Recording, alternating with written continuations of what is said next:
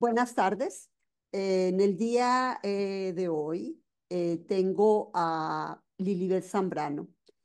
Eh, Antes de decirle quién es, qué hace en su vida, quiero presentarla como la amiga que yo tengo desde hace muchos años. Ya son 13 años que nos conocemos. Es una amiga que tengo en el corazón y cuando lo digo en el corazón no es porque la tenga enfrente de mí en la pantalla, es porque es cierto, la tengo en mi corazón.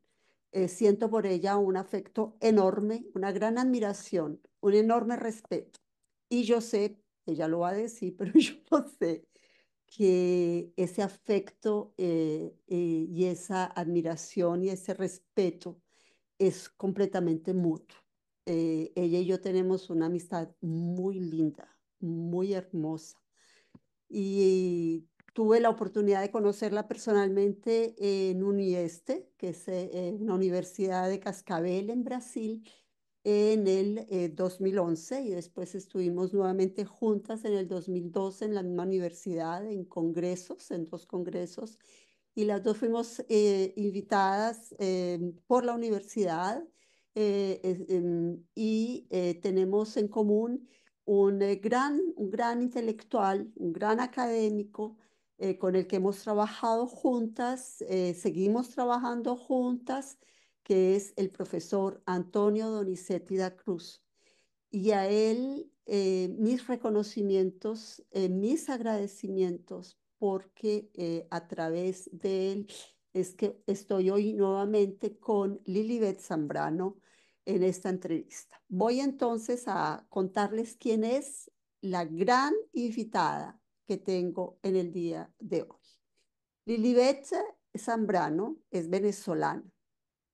Ella es licenciada en letras, en mención en lengua y literatura hispanoamericana y venezolana por la Universidad de los Andes, Mérida, Venezuela.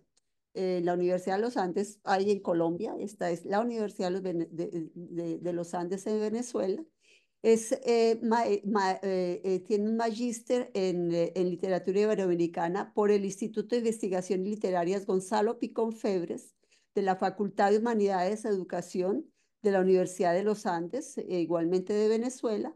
Es doctora en filosofía por la Universidad de Zurich bajo la tutoría del profesor Martin Lienhardt con el trabajo titulado El rostro vedado de la voz. Ella nos dirá después ese mismo título en guaraní con la distinción nada menos de cum laude. Tiene en sus líneas de investigaciones la literatura y la frontera, y eso de la frontera me encanta, porque no solamente las fronteras geográficas, sino las fronteras intelectuales, las fronteras etnológicas, las fronteras religiosas, las fronteras ideológicas, las fronteras que hacen que cada ser humano sea único en este mundo. Nosotros somos animales gregarios, pero también somos animales únicos. Y esa unicidad nos la da precisamente esa particularidad de la frontera. Narrativas performáticas y estudios intermediales en literatura y cine. Miren nada menos la invitada que tengo hoy en día. Es profesora titular a dedicación exclusiva de la Universidad de los Andes en Mérida, Venezuela, de las cátedras Literaturas No Hispánicas. Ella ya les va a explicar qué es eso. Y literatura y cine. Es coordinadora de la Red Internacional de Investigadores de la Literatura Comparada, coordinadora del doctorado en letras de la Universidad de los Andes, pero también es profesora en UNOeste, la universidad en Brasil, de las que yo le hablaba anteriormente. Ahora, ¿quién es? Esta es su hoja de vida resumida, pero ¿quién es Lilibet Zambrano? Es una investigadora infatigable y muy disciplinada que ha puesto en el centro de su mirada la literatura considerada de la periferia. En otras palabras, es una acuciosa lectora de la literatura paraguaya, especialmente de la literatura guaraní. Lilibet Zambrano es una crítica literaria que desarrolla un trabajo muy importante para visibilizar las literaturas en las que pocas veces se pone el foco de atención. Me refiero no solamente a la literatura guaraní, sino también a la difusión de las escritoras, tanto paraguayas como latinoamericanas. Y esa semilla que germina cada día en su trabajo metódico, la siembra en el aula donde imparte sus cursos de literatura. Y sobre esto es que vamos a hablar en el día de hoy, la importancia de la crítica literaria en la sociedad contemporánea.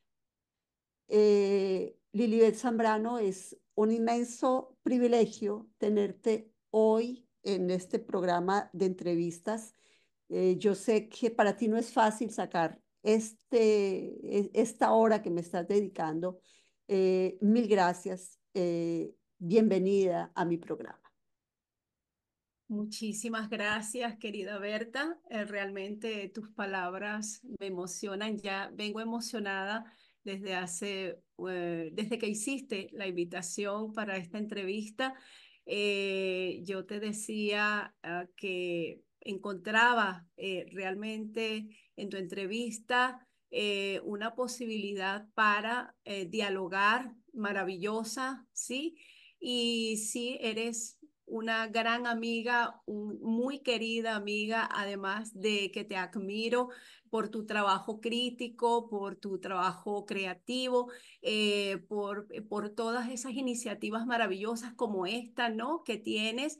Y además de la manera como lo haces. Yo te decía en algún momento que yo realmente no le tenía mucho agrado a las entrevistas, pero tu entrevista realmente ha movido fibras muy íntimas, muy sensibles en mí. Y yo quiero agradecerte por eso, Berta, mi querida Berta, quiero agradecerte esa posibilidad que me permites de sacar cosas tan profundas y de reconocer esas cosas delante de mí porque realmente tu entrevista es una entrevista muy interesante y muy importante para mí, ¿no? Para el desarrollo de lo que va a ser la Lilibet de aquí en adelante, ¿no? Siempre hay momentos, como voy a decir, hay momentos que te marcan y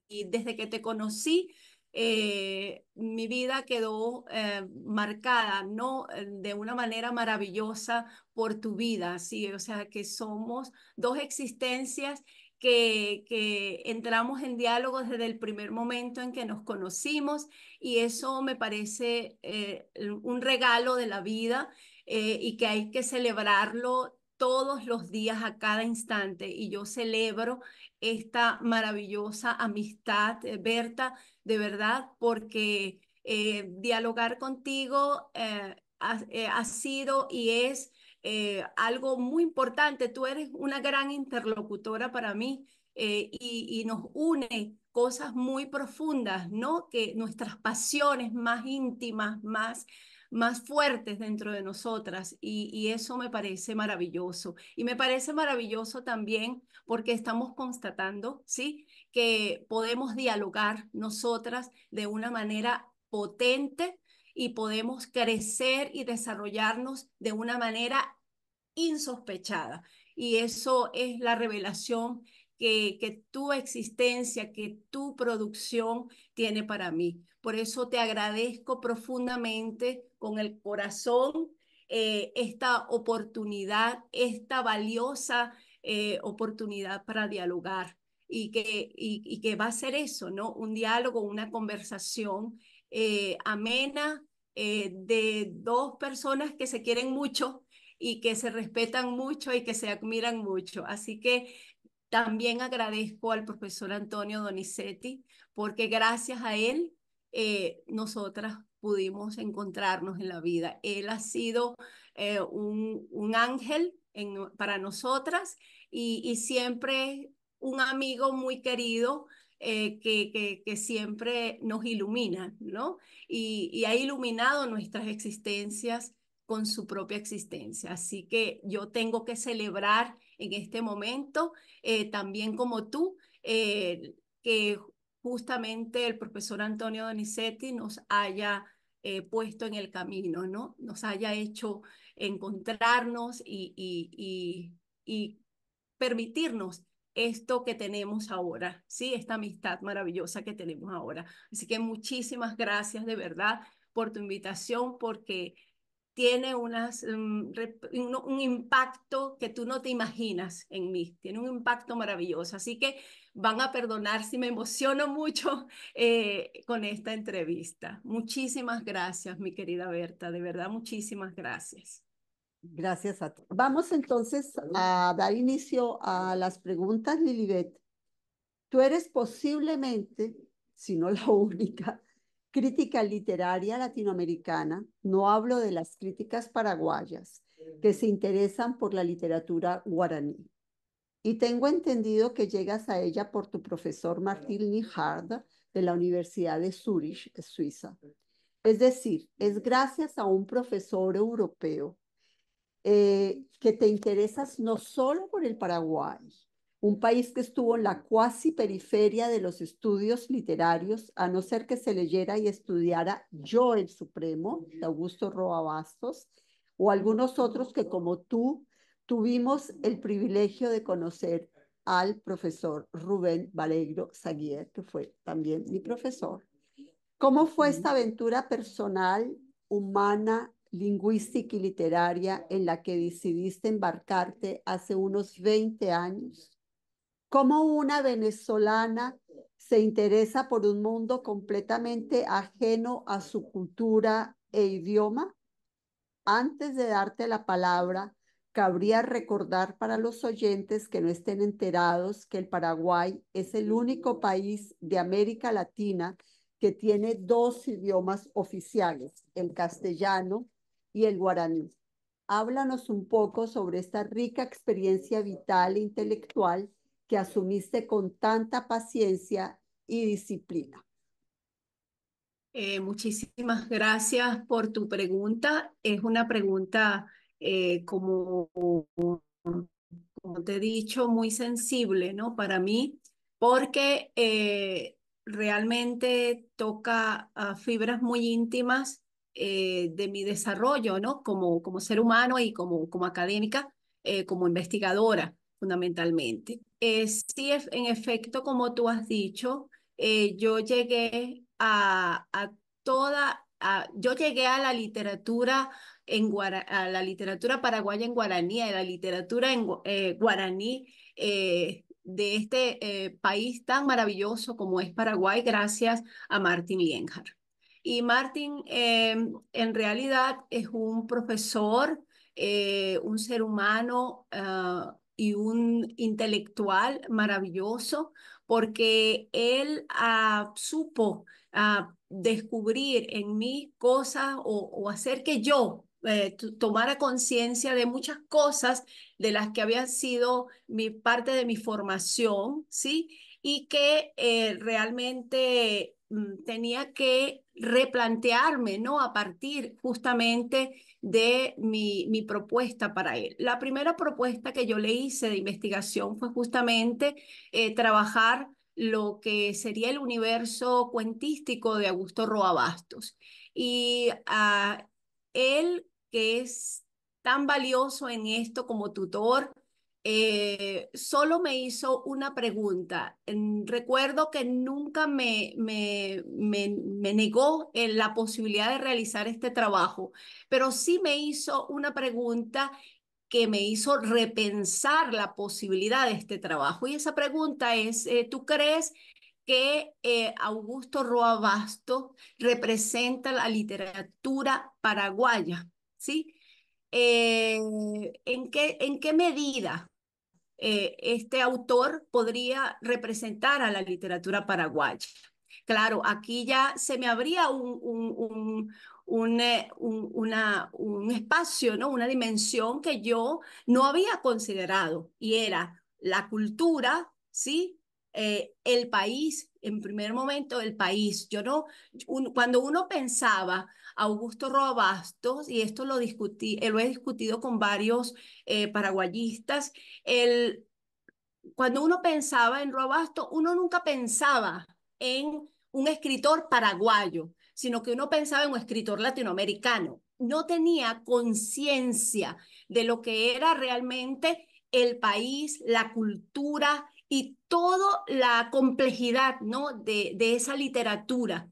Y cuando Martin Lienhard me hizo esa pregunta, justo apuntaba a un aspecto que yo desconocía en ese momento. Y es curioso, ¿no? Porque quería hacer un trabajo sobre un autor paraguayo del cual realmente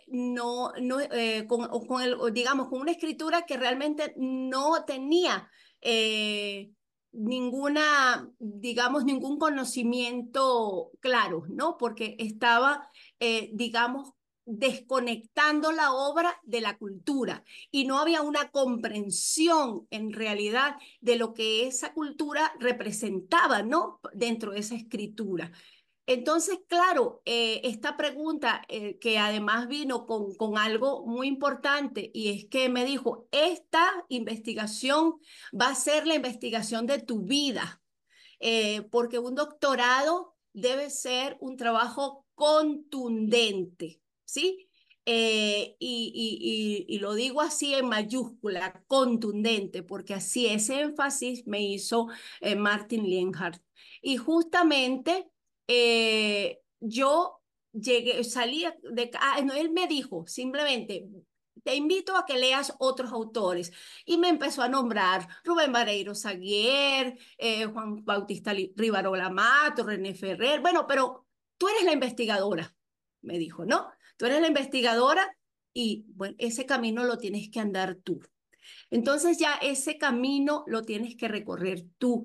Ya yo sabía que algo tenía que ocurrir importante para mí, porque ya a partir de allí yo quedé completamente inquieta y sentí que esas preguntas de Martin me habían sacado de mi zona de confort y que que me estaba sacudiendo de una manera profunda y que justamente a partir de allí yo comencé a andar un camino completamente distinto que suponía un desandar, ¿sí? O un deshacer el camino que había recorrido hasta esos momentos, ¿no? Porque bueno, hubo otras cosas importantes que me dijo, pero el tiempo acá no nos va a permitir expandirnos como quisiera, pero está bien, ¿sí? Maravilloso, porque a partir de allí yo entonces me planteé la posibilidad de hacer, claro, yo comencé a leer, comencé a buscar, comencé a investigar, comencé a mirar otras literaturas, y entonces, claro, ahí se me revelaba un mundo completamente desconocido para mí. Y digo un mundo, porque era una manera de estar, era una manera de ser, era una manera de hablar que era completamente distinta. Y eso yo se me lo estaba revelando esa otra literatura que no era la literatura de Augusto Roa Bastos. Y es maravilloso porque dentro de mi tesis yo no dejé a Augusto Roa Bastos por fuera, pero sí lo puse a dialogar de una manera distinta dentro de mi tesis. Y justo de la tesis que se titula El rostro vedado de la voz, que además discutimos mucho lo que podría ser un título, ¿no? Para la tesis. Y, y yo di con esto porque justo yo me había replanteado toda esa investigación de la cuentística de Roa Bastos y comencé a armar una cartografía completamente alternativa, distinta, de reconocimiento de la cultura, de la lengua, de la problemática lingüística del Paraguay, y que se me iba revelando además con unas conversaciones maravillosas que comencé a tener con Susi Delgado, René Ferrer y Gloria Muñoz Yegros. Eh, y eran conversaciones que hacíamos a través de cartas larguísimas que nos escribíamos por el correo electrónico, ¿no? Entonces, hablábamos de sus escrituras, hablábamos del país, hablábamos de la lengua, fueron más de un año en este trabajo, ¿no? De reconocimiento de esa otra escritura o de esas otras escrituras y de ese otro país. Y después, al final, ya para resumir un poco, para poder avanzar con tu entrevista, Berta, querida, eh, fue mi viaje a Paraguay, ¿no? En Paraguay estuve 3 meses y es un viaje que era una exigencia del doctorado, una exigencia del tutor, porque había algo que él me decía, no podemos hablar de algo que no conocemos, ¿sí? Entonces yo quería hacer, ya yo me había replanteado mi problema de investigación y yo quería justamente hacer un trabajo sobre la narrativa paraguaya de tema rural. Y a partir de los años 50, de los años 50 hasta que se expandía a este siglo, justamente, ¿no? Entonces, esa nueva investigación me revelaba cosas estupendas, como por ejemplo el conflicto agrario, ¿sí? Que es un conflicto muy duro en estas zonas bueno, es un conflicto mundial, ¿sí? Global, pero que Paraguay, su literatura era muy recurrente, muy patente, ¿no?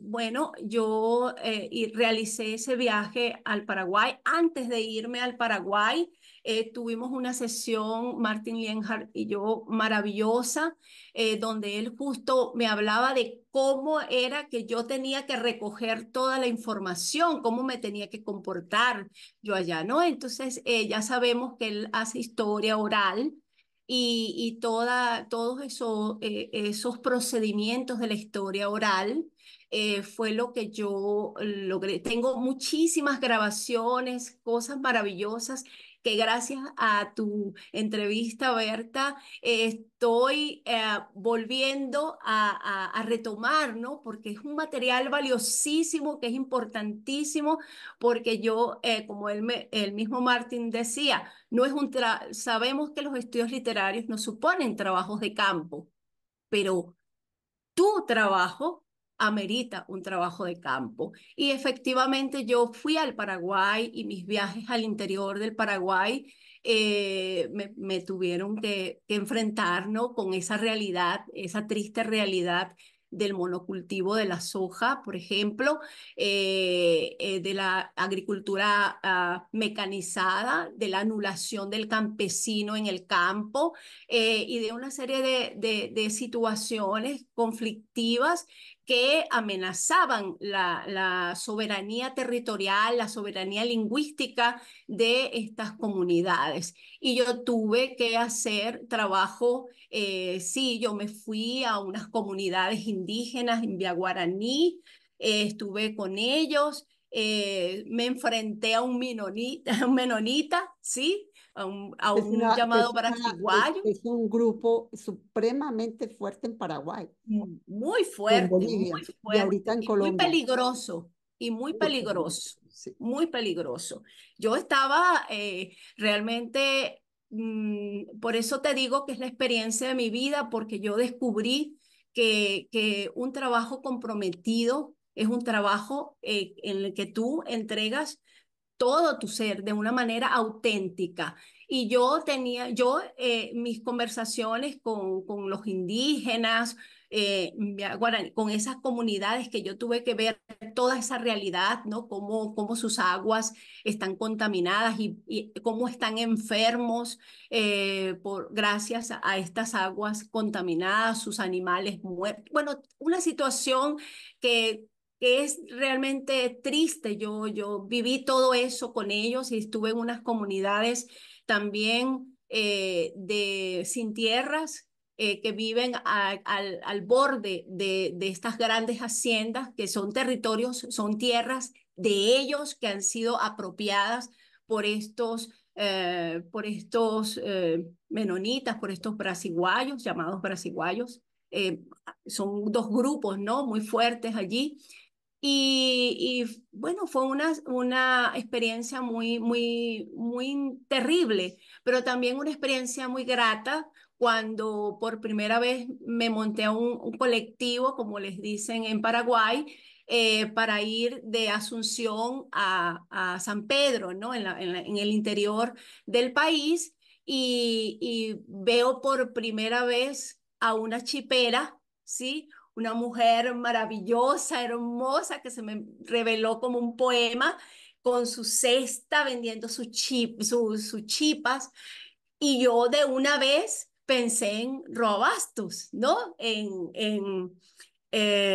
su novela Hijo de Hombre, cuando que la figura de la chipera es tan importante, y yo sentía que se me revelaba otro Roabastos, ¿no? Que fue una maravilla, no sé cómo decir lo feliz que yo estaba de verla. Era el personaje de Roa Bastos allí delante de mis ojos que me estaba hablando. Entonces eso fue realmente muy vital, muy maravilloso. El mismo Martin Lienhard me dijo, cuando regreses te vas a dar cuenta porque estás yendo casi que, porque ya llevaba un trabajo avanzado de mi tesis, te estás yendo, porque yo pude irme al Paraguay casi al final, ¿no? Ya casi terminando mi tesis. Y me dice, tú vas a ver que se te va a revolver la tesis, que se va a transformar tu tesis. Efectivamente, porque fue después de ese viaje que yo me di cuenta de algo importante, y con esto quiero terminar para no, porque hay mucho que decir, pero quiero terminar con esto, y es que se me reveló justamente eh, un aspecto de esa literatura de tema rural, que hay en dos, están las dos, la que se produce en castellano y la que se produce en guaraní. ¿Sí? Yo articulé ambas.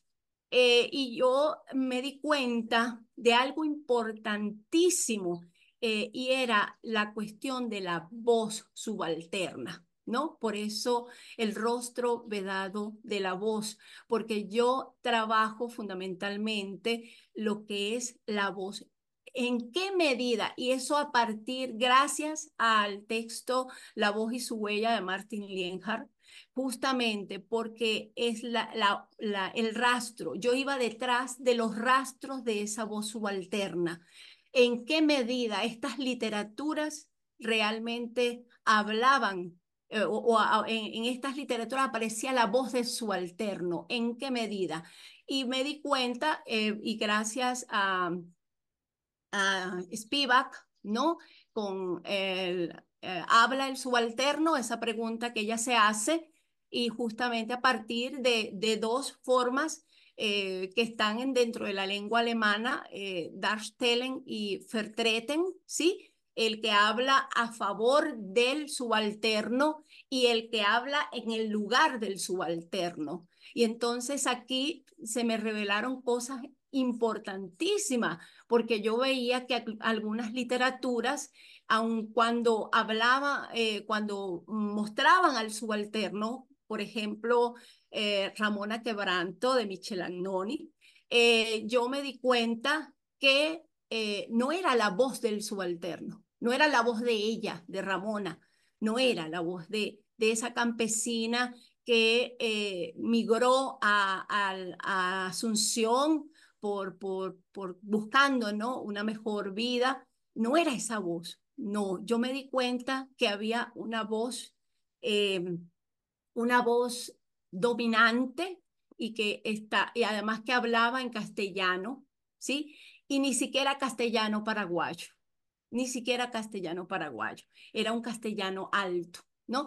Entonces yo me di cuenta que ahí había una fractura con el sujeto subalterno. Entonces, eso es lo que hace la crítica, en realidad ya entrando en el calor del tema, ¿no? De esta entrevista, Berta, querida, y es que justamente estamos viendo que la crítica literaria puede dar justo ahí donde debería dar, ¿no?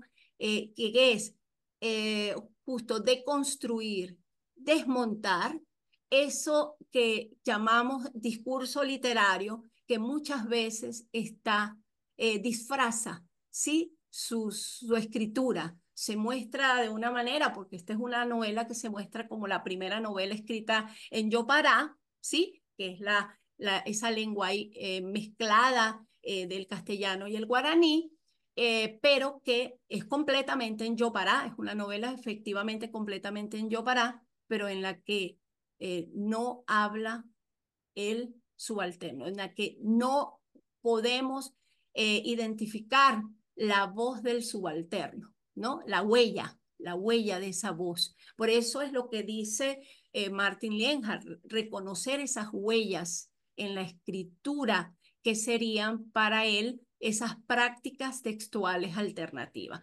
Voy a dejar aquí porque eso es justamente uno de los aspectos que me reveló. O sea, la tesis se me convirtió en otra cosa, efectivamente.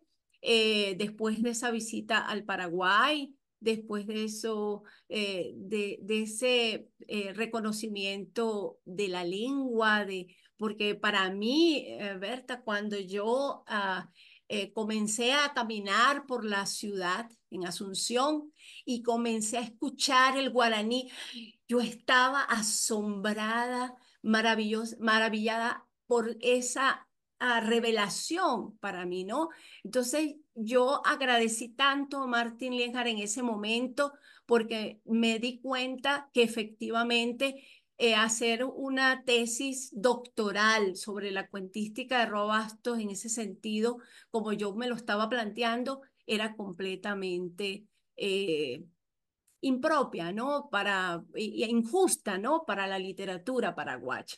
Eso era en eso, no por el autor, sino porque la manera, las rutas, ¿no? Los caminos que uno escoge para llegar a algo. Eso era lo que era incorrecto llegar por allí directamente. Y desconocer, porque él me decía, él usó una metáfora a mí que me pareció tan potente. Él dijo, Roabastos es un gran árbol que oculta el bosque, los otros árboles, ¿no? Y así era. Efectivamente, Roabasto era sobre todo en esos momentos, ya poco a poco vemos un reconocimiento de otras escrituras, ¿sí? Pero porque yo ahora estoy trabajando, por ejemplo, a un escritor muy joven que se llama Damián Cabrera, paraguayo, y que hace una literatura maravillosa de la frontera, de la triple frontera, ¿no? Esa zona de Ciudad del Este y Foz de Iguazú y una literatura maravillosa que además en su novela Cirus, por ejemplo, nos presenta esa, digamos, ese juego no lingüístico que se produce y esos roces, tensiones lingüísticas que se producen en la frontera. Entonces nos presenta capítulos en guaraní, capítulos en castellano paraguayo y capítulos en portugués. Y mezcla después. Es una cosa maravillosa. Es un escritor realmente maravilloso. Mira, Pero yo estoy muy de acuerdo con Martin Leinhardt. Cuando él habla, cuando tú y él hablan de las huellas, porque de todas formas, yo sí creo que cuando uno hace un trabajo de literatura tan profundo como es en este caso, sí tiene obligatoriamente que haber un trabajo de campo, por eso él Claro, lo explicó, claro. te lo exigió, Ujú, porque lo que en verdad tú hiciste es un trabajo de antropología cultural y un trabajo de literatura planteado de esa forma. Si uno no va ujú, ujú, al país, donde ujú. está la gente, si uno no va al Paraguay profundo, la obra, el estudio se queda en veremos. Así es. Yo siempre he creído que en la investigación literaria sí hay trabajo de campo. Es muy diferente cuando uno estudia a un autor de su propio país Exacto. o de Latinoamérica, pero que es simplemente hispanohablante. Pues, habrán diferencias, hay diferencias culturales, pero Ujú, ujú. cuando se habla sobre las literaturas que nosotros conocemos como literaturas marginales, necesariamente tiene que haber un trabajo de campo. Así es. Mira, maravillosa tu respuesta. Abarcaste todo un universo porque pues, lo que estabas explicando no es ni siquiera un mundo, sino un universo o varios universos. Vamos entonces a pasar a la segunda pregunta y es la siguiente. Hay varios autores que desde mediados de los años 50 del siglo pasado han venido reivindicando la necesidad sociocultural y sociolingüística de escribir en guaraní. Una de ellas es Susi Delgado y la otra escritora es Josefina Pla, dos escritoras que tú conoces muy bien. Incluso Pla habla de la literatura guaraní y de la literatura en guaraní. Una tesis que controvierte abiertamente el investigador y docente de la literatura guaraní, Tadeo Zarratea, quien dice, y abro comillas, discrepamos abiertamente con la señora Pla, en primer lugar, porque lo que ella denomina literatura guaraní no es propiamente literatura.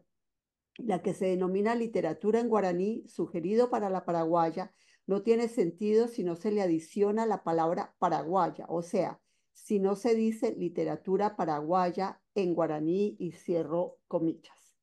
¿Podrías explicarnos algo que clarifique esta aparente confusión o se trata solo de una visión patriarcal de un investigador que se refiere a Pla como una señora y que por lo mismo demerita su argumentación? Ujú. Muchas gracias por esta pregunta que es muy eh, sugerente, ¿no? Porque sí, efectivamente, Josefina Pla, que es española de nacimiento y que llega al Paraguay en 1926, se convirtió en una paraguaya adoptiva, ¿no? Y un gran y un importante referente dentro de la cultura y la literatura paraguaya. Efectivamente, yo considero que hay que distinguir entre dos literaturas de expresión guaraní. Una literatura indígena guaraní, que sería a la que ella se refiere, la literatura guaraní, ¿sí? Y una literatura paraguaya en guaraní, efectivamente, sí, es una literatura paraguaya en guaraní, porque hay otras en ese sentido estoy de acuerdo con Zarratea, pero no en que no existe una literatura guaraní, porque estamos negando una literatura de fundación, que es la literatura guaraní, indígena guaraní. Y efectivamente, yo voy a recordar un trabajo maravilloso que hizo Rubén Vareiro Saguier en Biblioteca Ayacucho, en el número 70 de Biblioteca Ayacucho, que él recogió toda la literatura guaraní del Paraguay. Y estamos hablando desde el texto fundacional importantísimo de los Mbia guaraní, que es el Aibú Raputá, ¿no? Es el que traducido el fundamento del lenguaje. Imagínense con ese título, el fundamento del lenguaje. Y ese es un texto importantísimo para comprender lo que será la literatura paraguaya en guaraní. O sea, no podemos negar esa literatura guaraní. Ya Susi Delgado en muchas oportunidades, cada vez que habla porque ella habla de tres expresiones de la literatura paraguaya guaraní, ¿no? En guaraní, y una es la literatura guaraní indígena, ¿sí? La creada por los indígenas, que es, por supuesto, de corte oral y que está enriquecida por la danza, por el canto, en una expresión cultural maravillosa que es el tangará, ¿sí? En el que, además que un recurso que va a usar Susi Delgado más adelante en su libro del 2010, disculpen, eh, cuando se apague el tacuá, ¿sí? Que es ese instrumento del tacuá, que es el que es ejecutado por las mujeres, que es un cilindro largo y que el sonido lo produce haciéndolo rozar con el piso, ¿no? Y esto es un instrumento ejecutado específicamente por las mujeres dentro de la danza tangara. Entonces, quiero decir que no podemos hablar de una literatura paraguaya en guaraní sin esta literatura fundacional, que es la literatura guaraní, de indígena guaraní.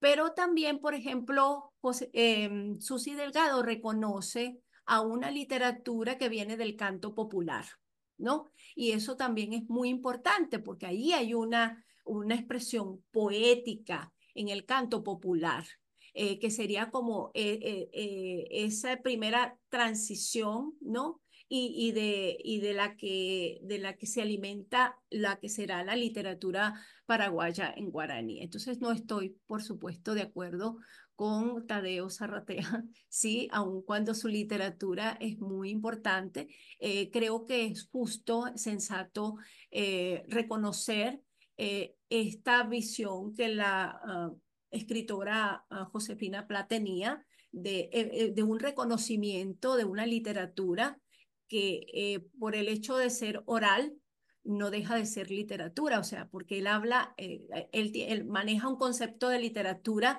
muy restrictivo, ¿sí? A mi modo de ver, a partir de ese comentario que él hace, porque hay un desconocimiento de la literatura guaraní producida, ¿no? Por los indígenas y más adelante toda esa literatura que nos viene del canto popular paraguayo, ¿sí? Entonces, creo que allí podríamos cerrar esta y quiero leer un poema de Josefina Pla, si me lo permites, Berta. Claro, claro que sí. Voy a buscar por acá. Disculpa. Voy a comenzar leyendo primero un fragmento del libro de los Mbia Guaraní, el Ayubú Raputá, sí, el fundamento del lenguaje humano, en el cual se dice, no, habiendo creado el fundamento del lenguaje humano, habiendo creado una pequeña porción de amor, de la sabiduría contenida en su propia divinidad y en virtud de su sabiduría creadora, el origen de un solo himno sagrado lo creó en su soledad. Antes de existir la tierra, en medio de las tinieblas originarias, antes de conocerse las cosas, el origen de un himno sagrado lo creó en su soledad. Y quiero hacer énfasis al sentido sagrado que tiene la palabra para los antiguos guaraníes, ¿sí? Y que es un legado ancestral importantísimo que podemos reconocer dentro de la literatura paraguaya en guaraní, ¿no? Como, por ejemplo, la escritura de Susi Delgado. Y el poema de Josefina Pla, que quiero regalarles a nuestros oyentes, ¿no? Es de un poema titulado Todo comenzó en el espejo de Rostros en el agua de 1963. Todo comenzó en el espejo, en la palma indiferente del agua. La nube fingió islas, cimientos, el arco iris. Todo comenzó en el espejo, en el cielo engañifa de la charca, la rama empolló el huevo de la luna, cosió el pájaro un velo con costura perdida. Eh, bueno, este sería el, el, un trozo apenas de ese poema maravilloso de Josefina Pla. Se la grabas. Bueno, ahora sí, vamos, entonces seguimos con nuestra maravillosa invitada, esta maravilloso curso que nos estás dando. Yo estoy fascinada. Ay, no. Bien. Cuando te conocí, uno de los primeros nombres que te escuché fue el de Susy Delgado, íbamos en el carro, ¿ah? Una escritora y traductora que escribe tanto en castellano como en guaraní y que atraviesa los meandros de estas dos lenguas tan disímiles entre sí.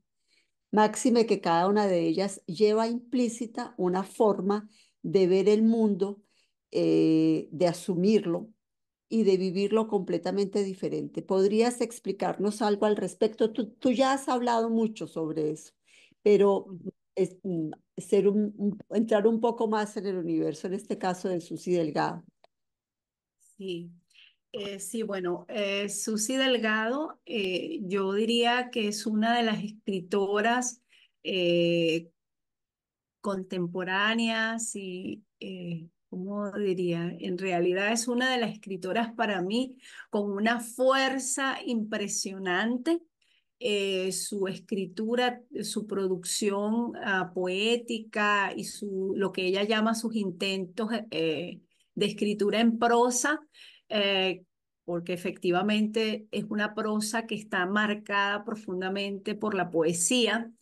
Es muy rica y muy interesante porque cuando leemos desde el primer libro de ella del 93, Tata y Pipe, Junto al Fuego, ya podemos darnos cuenta de el valor que tiene para Susy Delgado eh, la posibilidad de traducir en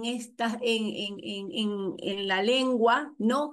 En estas dos lenguas, voy a decir, porque ella traduce, también ella escribe en castellano paraguayo y traduce al guaraní. Y yo lo que quiero resaltar a partir de tu pregunta es que efectivamente estamos ante una escritora bilingüe en el sentido estricto del término porque es una escritora que se maneja de una manera natural y además potente y muy con una identificación muy fuerte en esas dos lenguas que son las dos lenguas oficiales del país.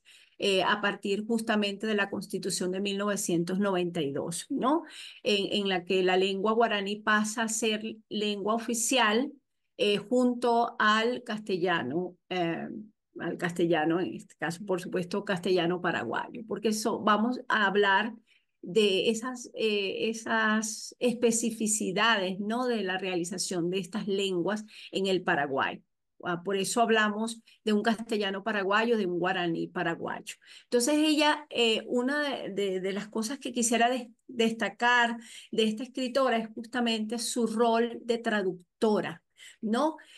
Traductora de su propia obra al guaraní, por ejemplo, pero también un trabajo de traducción al guaraní de, por ejemplo, dos antologías importantes que ella tuvo a su cargo. Y es una que es la traducción de la antología de una selección de poemas de la argentina Olga Orozco y una antología de la poeta gallega Rosalía de Castro, de una selección de poemas de su libro, el más destacado, Follas Novas. Y quiero justamente citar de la introducción de esta antología unas palabras que me parecen contundentes de Susy Delgado. Ella dice, a propósito de esta antología de la gallega Rosalía Castro, en un tiempo que ha venido reivindicando y valorizando en buena hora las lenguas minorizadas y los acervos culturales que las mismas transmiten. Se pueden recordar los procesos de reafirmación del gallego y el guaraní que con sus innegables diferencias muestran su profundo parentesco como experiencias importantes de reflexión y trabajo en el terreno cada vez más reconocido y demandante de la diversidad lingüística. La intención de esta antología bilingüe es aportar un ejemplo de conjunción y diálogo poético a esa marcha necesaria y enriquecedora. Entonces quiero hacer énfasis, Berta, un libro bilingüe, guaraní, gallego, guaraní, guaraní, gallego, que es este libro que les muestro, ¿no? Que te muestro. Es un libro maravilloso. El título en gallego es Sestando na Palabra y es la traducción al gallego de un libro de Susi maravilloso que se llama Aibu Membiré, hijo de aquel verbo, y que esta edición bilingüe nos muestra la versión guaraní y la versión gallega, ¿no? Quiero hacer Una énfasis en eso joya, porque es una una joya joya, literaria. exactamente, una joya. Y yo quiero hacer énfasis en unas palabras lindas que ella puso en esta edición para mí, porque me parece muy interesante. Ella dice, mi pequeña palabra con otro acento amigo, ¿no? Entonces, bien hermoso porque es un diálogo, ¿no? Lo que quiero mostrar es cómo para Susi Delgado, el manejo de la lengua es un manejo tan, tan sensible para ella, ¿no? Porque efectivamente cuando hay poemas de Susi Delgado que nacen en guaraní, porque hay aspectos de su vida, experiencia, cosas que ella no puede decirlo en la otra lengua, y por eso nacen en guaraní.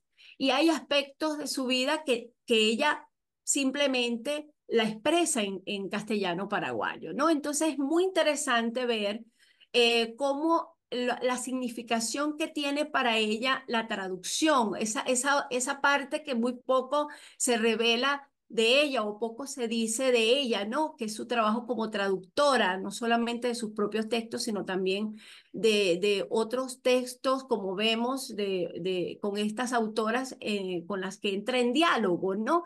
Porque para ella la traducción es mucho más que trasladar de una lengua a otra. Es una experiencia de lectura también y de interpretación.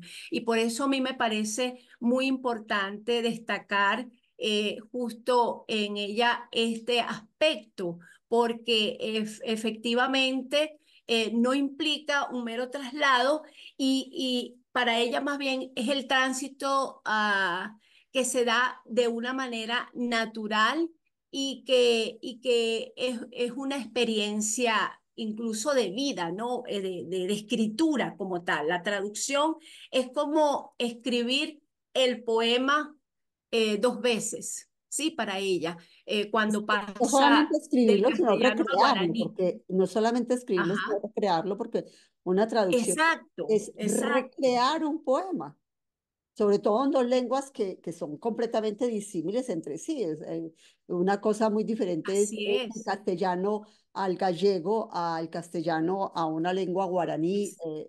No, o sea, no tienen absolutamente nada que ver dentro de las ramificaciones lingüísticas.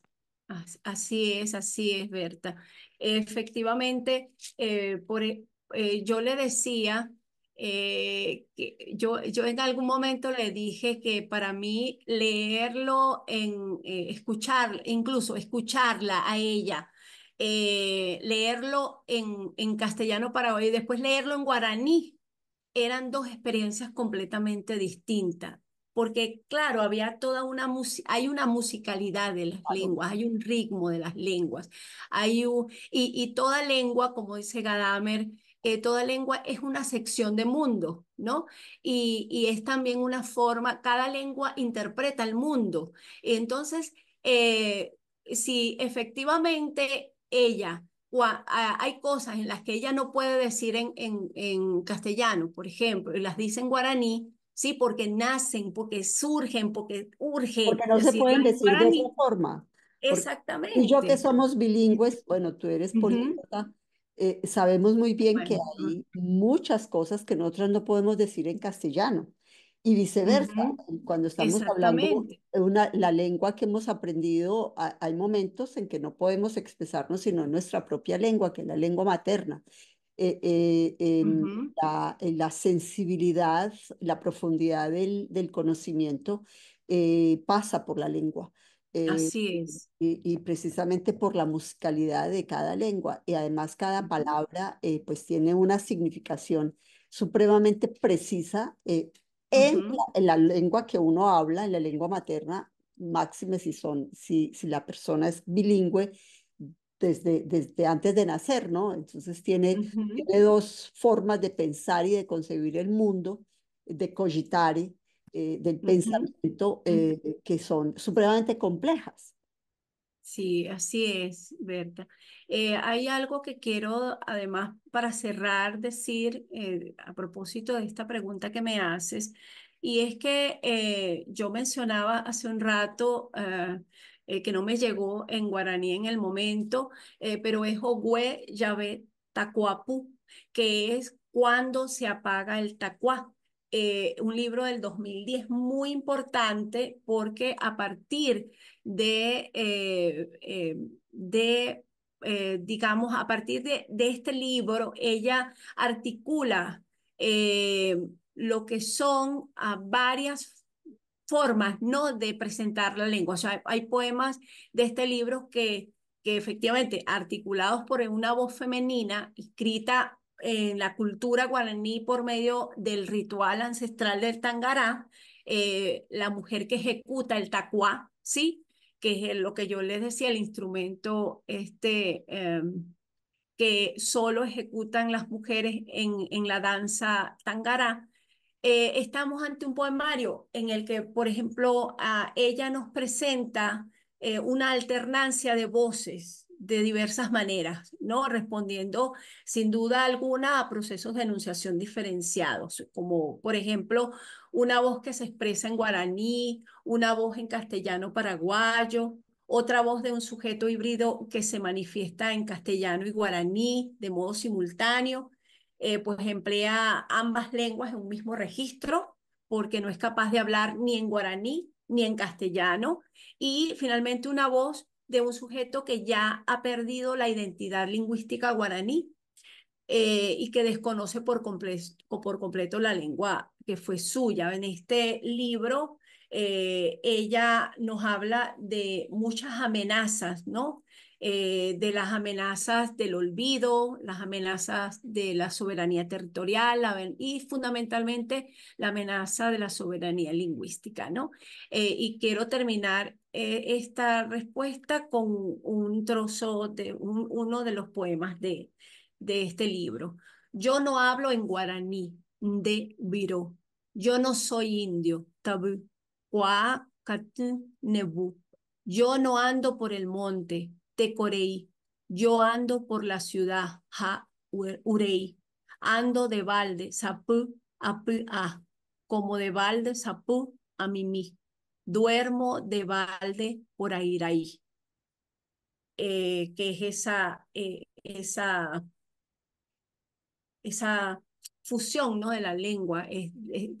Estamos hablando de un sujeto urbano que no es el sujeto del interior del país que nace con la lengua guaraní, sino que es un sujeto que puede reconocer algunas expresiones del guaraní, pero que no es capaz de hablar, ¿no? No es capaz de hablar el guaraní. Eso un poco, ¿no? Bueno, termino con esta. Hay siempre mucho que decir, pero vamos cortando. Vamos cortando con tristeza y al mismo tiempo con alegría porque vienen otras preguntas. Ahora vamos a entrar de lleno en la crítica literaria, esa pasión por la que tú y yo respiramos y vivimos. Un campo que nos une a ti y a mí. ¿Cómo definirías esta disciplina reflexiva sobre un texto narrativo, poético o de dramaturgia? ¿La consideras esencial? De ser así, ¿por qué?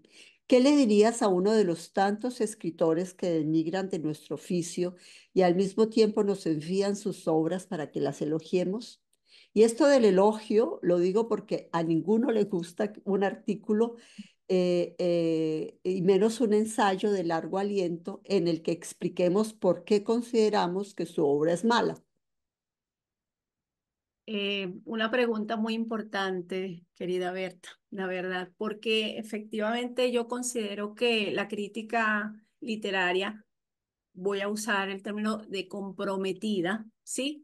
Implica una manera o un modo particular, ¿no? De posicionarse frente al texto del cual pretende visibilizar sus modos singulares de interpretación, de acepción de mundo, ¿no? Es decir, que cada literatura, cada texto literario ya es un modo de interpretación y acepción del mundo. Y lo que hace el crítico, la crítica literaria, es justamente tomar posición frente a esa interpretación y a esa acepción de mundo, ¿no? Destacando, por supuesto, esos recursos fundamentales, significativos, relevantes de esa escritura. Considero que sin duda alguna el crítico, la crítica literaria, por supuesto, es una figura que es intermediaria, ¿no? Entre lo que sería el texto literario, el propio autor o autora y la propia manera de tomar posición ese crítico o esa crítica frente al texto, ¿no? Y sin duda que yo reconozco dos procedimientos fundamentales que están vinculados a una manera particular de hacer crítica, y es que, por un lado, una forma de la crítica que tiene que ver con la visibilización y otra que tiene que ver con la deconstrucción. ¿Sí? Yo considero que, por supuesto, el crítico literario o la crítica literaria no debe cumplir una función complaciente. Sin duda, no. Yo creo que no se trata de eso de ninguna manera, o sea, eso me parece horroroso. La crítica literaria, efectivamente, hay una crítica literaria convencional, hegemónica, que tiende a elogiar, ¿sí? A un escritor o a una escritora por el simple hecho de formar parte de un campo intelectual dominante. Eso tenemos que tenerlo en cuenta, ¿no? Sin dudas que hay que distinguir entre una crítica literaria hegemónica que se desarrolla en circuitos de poder definidos, de una crítica literaria alternativa que actúa al margen de esos circuitos de poder y que es capaz de mostrar, por ejemplo, las contradicciones en las cuales puede caer un autor o una autora, como yo les decía anteriormente a propósito de Margot Ayala de Michel Agnoli con Ramona Quebranto.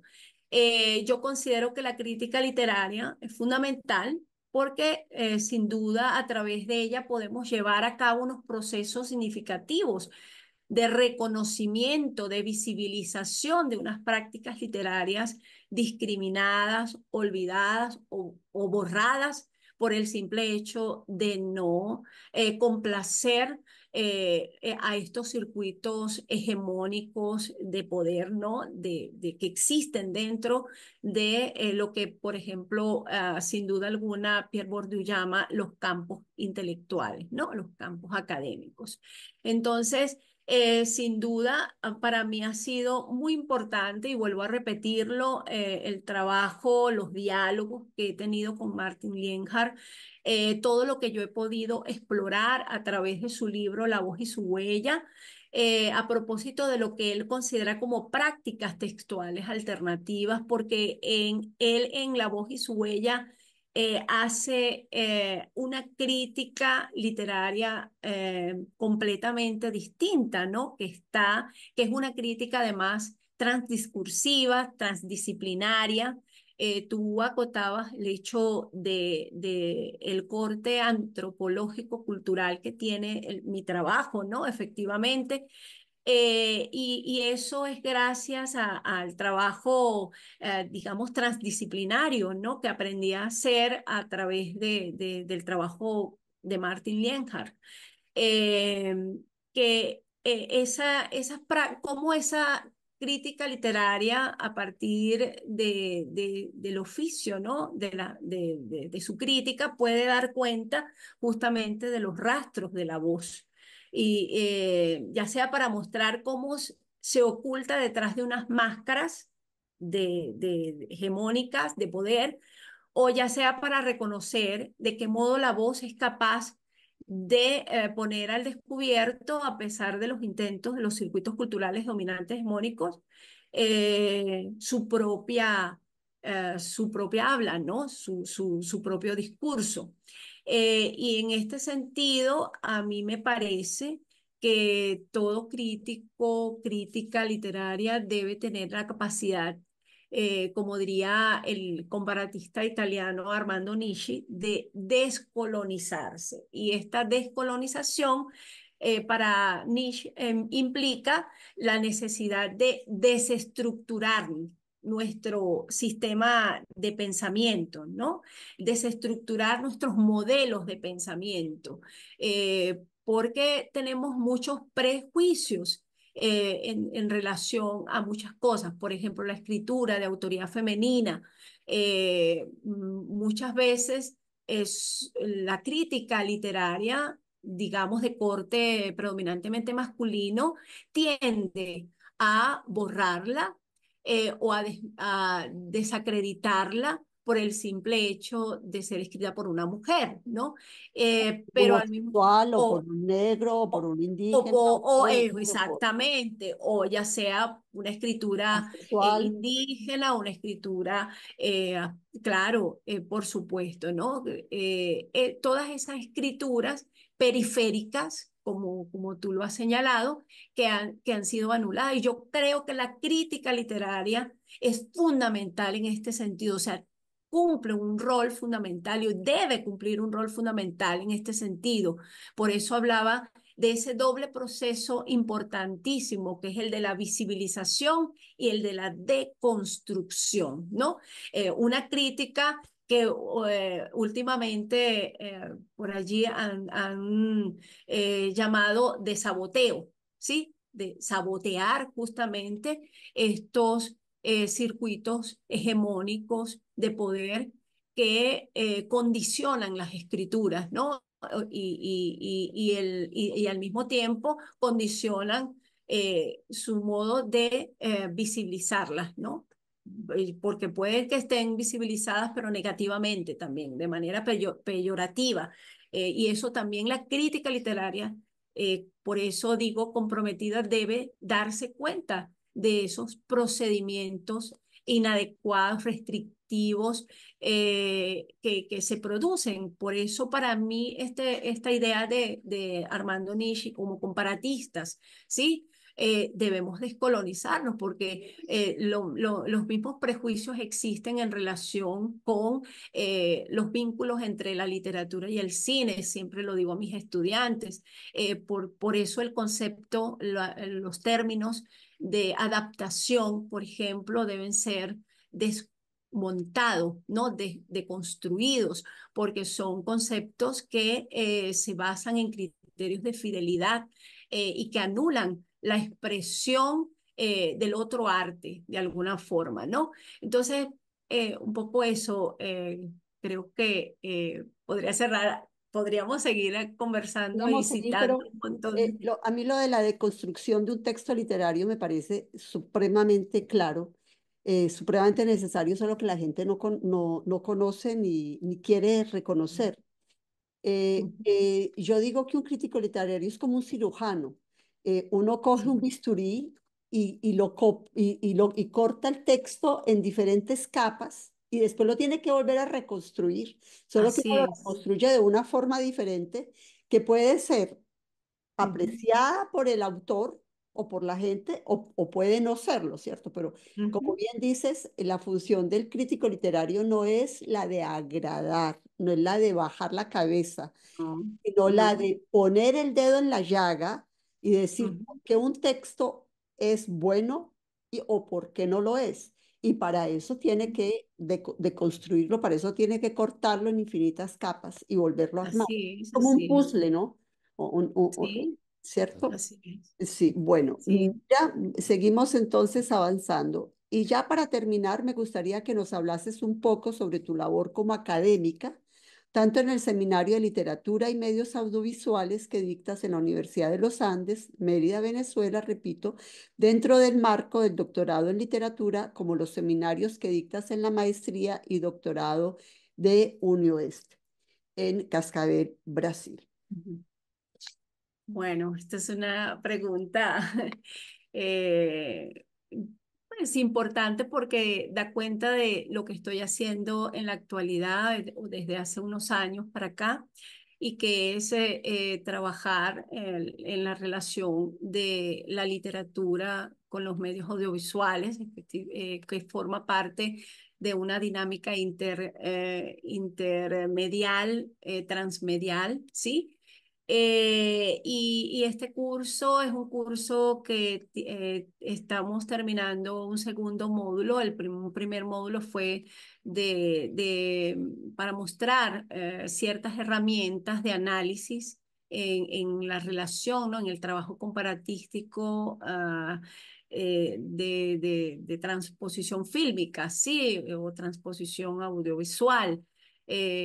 Y efectivamente ha sido maravilloso porque dentro de este curso, los estudiantes, algunos estudiantes han presentado, por ejemplo, yo tengo una tesista que trabaja con el videopoema y ella presentó un análisis maravilloso sobre el videopoema que ha hecho nuestra querida escritora.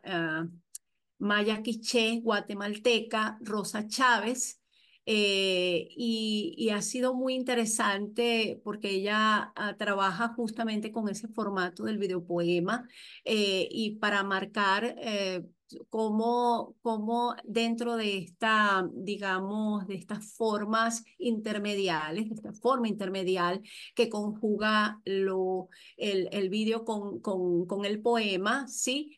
Y la imagen y además el trabajo performático, porque es la misma Rosa Chávez quien hace el videopoema, quien edita todo, y es ella la que aparece dentro del videopoema y aparece al mismo tiempo su poema, ¿no? Recitando su poema. Entonces es muy interesante porque es un trabajo con la imagen. Y con con tanto las imágenes sonoras como las imágenes visuales. Pero también hay series televisivas. Alguien va a presentar a Maru, que es nuestra amiga en común, va a presentar un trabajo maravilloso. Para quienes eh, no saben de quién está hablando, es Amaru Vanegas, que es una Ujú, a gran Maru poeta Vanegas. venezolana y colombiana, y que es nuestra gran amiga y es Sí. alumna de Lilibet en este momento en el doctorado. Así es, y mi tesista justamente está trabajando conmigo y ella va a hacer un trabajo justo sobre una transposición fílmica de una novela de Clarice Lispector. Maravilloso, o sea, son proyectos muy novedosos, muy distintos, sí, por supuesto, y que tienen que ver con esto. Pues yo trabajo justamente para este curso cuatro autoras todas mujeres, eh, todas estudiosas mujeres. Irina Rayevsky, la alemana Irina Rayevsky, quien trabaja con la intermedialidad. Camila Bejarano, que es una realizadora, guionista argentina, y a Adriana Cid, que es una comparatista eh, también argentina, y por supuesto a Carmen Peñardit, la catedrática española, que con un libro maravilloso titulado Literatura y Cine de 1996, ella ya marca cosas fundamentales de lo que es la relación literatura y cine. Y con respecto al curso, para que no se nos vaya el tiempo, el curso que voy a hacer es un curso, es un seminario de lírica y sociedad, ¿sí? Que coordina, dicta el profesor Antonio Donizetti da Cruz. Y él me viene invitando desde hace un tiempo para acá para compartir un módulo dentro de este curso, ¿no? Y justo en este año voy a hacer un segundo módulo.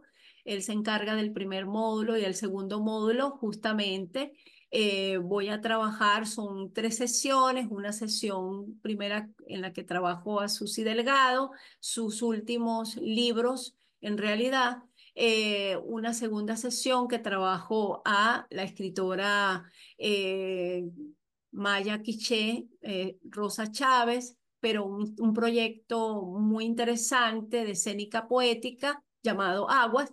Y mi tercera sesión, que va a ser maravillosa porque vamos a tener como invitados, todos estamos muy emocionados por eso, a la poeta Berta Lucía Estrada, donde voy a hablar de su poesía y estoy en ese momento maravilloso de la lectura de sus textos. Y bueno, espero que sea en este momento una oportunidad de diálogo maravilloso, sin duda alguna que va a ser así, en donde yo voy a presentar pues algunas inflexiones fundamentales dentro de su poesía y Berta Lucía va a tener la oportunidad entonces de dialogar con los estudiantes del curso y conmigo, con el profesor Antonio y conmigo sobre su poesía, sobre aspectos importantes que consideramos dentro de su poesía. Así que yo agradezco que hayas aceptado mi invitación de estar aquí en este curso de lírica y sociedad de la UniOeste con el profesor Antonio Donizetti da Cruz, quien es el coordinador justamente de este curso. Y bueno, estamos él y yo muy, muy contentos por ese gran acontecimiento que va a ocurrir justamente en ese momento. Imagínate Esas son las magias que hace justamente Antonio, ¿no? Antonio, Que nos reúne de muchas maneras nos reúne de muchas y va a maneras. ser muy, muy interesante. Imagínate el privilegio para mí de estar en tamaño curso dirigido y coordinado por ustedes dos y al lado de dos grandes escritoras. Mil gracias por tener en cuenta mi nombre. Yo quisiera justo decir algo con respecto a la gran magia de la literatura y del cine. Tú lo sabes muy bien, pero de pronto la gente no lo sabe o suele ignorarlo. Y es que el cine fue fundamental para la literatura. Yo suelo decir, de pronto me equivoco, que la literatura fue la que alimentó absolutamente todas las demás artes, incluyendo la religión, las creencias religiosas, el pensamiento religioso es literatura. Así es. Y durante toda la historia de la humanidad, la literatura fue la madre de las demás artes Ujú. y del pensamiento. Pero la llegada del cine es lo que cambia radicalmente la literatura que se va a producir en el Así siglo es. XX. Y para los que Así no saben, ¿qué es? Y es que lo que nosotros llamamos ese flashback que se hace Así o es. Así comienza es. el final de una Ujú. película y se comienza a desarrollar toda la historia. Eso no lo conocía la literatura. La literatura, si uno mira la Así es. literatura del siglo XIX, es una literatura cronológica, maravillosa, ¿cierto? Pero es Ujú. cronológica. Es cuando pensamos en Flaubert, por ejemplo, Madame Bovary, si pensamos en Dostoyevsky. Lo Ujú. que hace la literatura son flashbacks, lo que hace Las olas de Virginia Woolf. Eso no hubiese sido posible sin el cine, El no hubiese cine. sido posible. Así es. Entonces yo considero que la unión, la alianza, la cadena que se desarrolla entre la literatura y el cine es enorme. Por supuesto que el cine se alimenta de la literatura, pues porque es una verdad de apuño, no Ujú. lo podemos ignorar, Ujú. pero el reconocimiento lo que hace el cine, lo que le da a la literatura, eso no se había producido nunca en Así ningún es. momento de la humanidad. Lo que sí había sido, lo que sí se había hecho era la intertextualidad, a Ujú, anticiparnos a acontecimientos. Eso lo hacía ujú, Murasaki Shikibu en el siglo XI, ujú, ujú. que es la primera novela, además de la historia de la literatura, que no es Don Quijote. Pero Exacto. también él recuerda, el príncipe Genji recuerda espacios, partes de su exilio, pero lo que hace verdaderamente la literatura contemporánea es gracias al cine, Exacto, así es, mi querida Berta, el tratamiento del tiempo, ¿no? el tratamiento del En tiempo. la literatura se transforma gracias a los aportes, ¿no? A esos recursos maravillosos del cine que tú has señalado, ¿no? Como el flashback, ¿no? Efectivamente, yo siempre digo que la relación entre la literatura y el cine es una relación en ambas direcciones, ¿sí? No podemos hablar, sí, por ejemplo, nuestro, nuestro gran escritor colombiano, Gabriel García Márquez, que además fue guionista y fue uno de los fundadores de la Escuela de Cine de Cuba.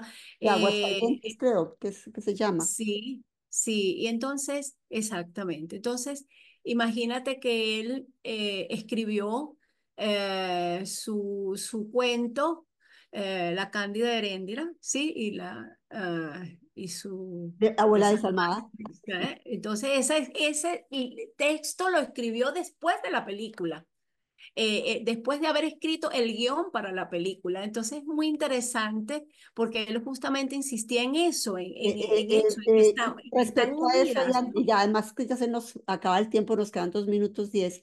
Eso mismo le pasó a a Carlos Fuentes con El espejo enterrado.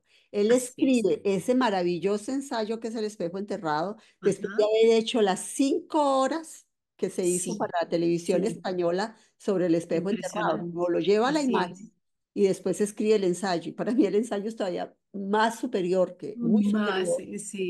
Ujú. que el ensayo. Bueno, mira, vamos a cortar para podernos despedir Bueno, después de esta maravillosa conversación, porque nos queda 1 minuto 43, 42 ya. Mira, estoy inmensamente emocionada, maravillada con esta cátedra que nos has dado, una cátedra además no solo muy erudita, sino inmensamente pedagógica, clara, profunda. No todo el mundo es capaz de hablar como hablas tú, y eso lo agradezco enormemente. Y espero que en algún momento podamos volver a hacer otra entrevista. En este caso sería sobre un tema más específico. Y de pronto, ¿por qué Para mí es no un honor. invitar a Marúa? De pronto sería algo y alguien que tú consideraras que Ujú. podría participar. Bueno, en menos de 1 minuto te doy la palabra. Muchísimas gracias, mi querida Berta, de verdad, muchísimas gracias por esta oportunidad valiosísima, porque ha sido una manera de reencontrarme con un trabajo vital, fundamental para mí, que fue mi tesis doctoral. Con toda esa experiencia, digo yo, allí en ese momento ha renacido Lilibet, ¿sí? Se ha hecho una nueva persona y una mejor persona gracias a mi trabajo de doctora. Y por eso te agradezco que partas de allí, por eso te agradezco profundamente todas esas preguntas tan sensibles, tan profundas, tan agudas, tan especiales que tú haces. Es una entrevista que nunca había visto, de verdad.